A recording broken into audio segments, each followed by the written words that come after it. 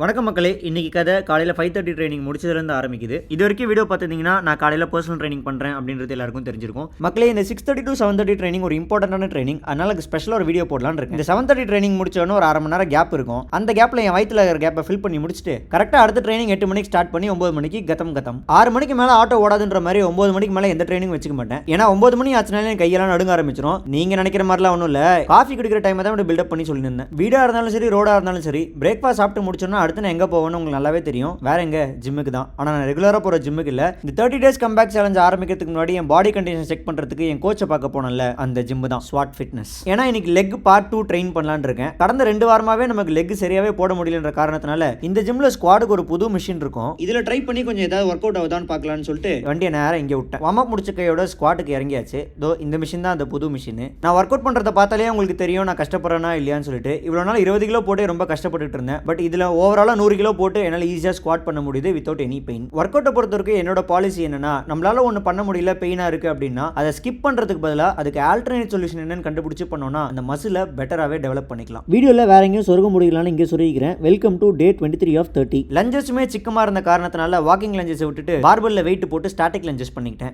Rest டைம்ல இந்த மாதிரி கிறுக்குத்தனமா தான் யோசிச்சுட்டு இருப்பேன். அது வேற ஒன்றும் இல்லை, கண்டென்ட்டுக்கான டயலாக்ஸ் தான். இந்த ஜிம்ல இருக்கிற லெக் எக்ஸ்டென்ஷன் என்னோட பர்சனல் ஃபேவரட். ஏன்னா இது பின் லோடட் கிடையாது, மேனுவலா பிளேட் லோடட். போட்டு முடிச்ச உடனே குவாட்ரைசெப்ஸ் மட்டும் தனியா ஃபீல் ஆகும். as of now எனக்கு இன்ஜுரி இருக்கிறதுனால குவாட் மசில் தான் என்னோட வீக்கஸ்ட் மசிலா இருக்கு. பட் எண்ட் ஆஃப் 2025 குள்ள என் வீக்கஸ்ட் மசில ஸ்ட்ராங்கஸ்ட் மசிலா ஆக்கலாம்னு ஒரு ஐடியா இருக்கு. பாப்போம். காஃப் ரைஸ் போட்டு உண்மையிலேயே ஒரு நல்ல லெக் செஷன் இன்னைக்கு ஃபினிஷ் பண்ணிட்டேன். லெக் முடிச்ச கையோட ஆப்ஸுக்கு ஒரு 2 வேரியேஷன், மிஷின் வெயிட்டட் கிரன்ச்சஸும் ஹேங்கிங் லெக் ரைஸும் போட்டு இன்னைக்கு டோட்டல் ஒர்க் அவுட் செஷனுக்கு ஒரு கதம். ஆப்ஸ் போசிங் பண்ணி பார்க்கும்போது திருப்பி 6 பேக்ஸ் வைக்கலாம்னு ஒரு ஆசை வந்துச்சு.